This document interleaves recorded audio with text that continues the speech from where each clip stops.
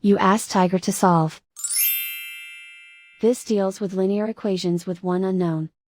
The final result is y=5. Let's solve it step by step. Group all y terms on the left side of the equation. Subtract y from both sides. Group like terms. Simplify the arithmetic.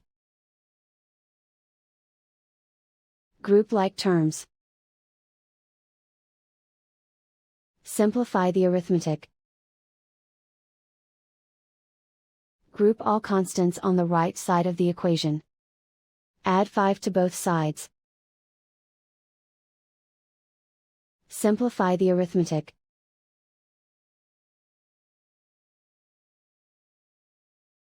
Isolate the y. Divide both sides by 2. Simplify the fraction. Find the greatest common factor of the numerator and denominator. Factor out and cancel the greatest common factor. And so the final result is y=5.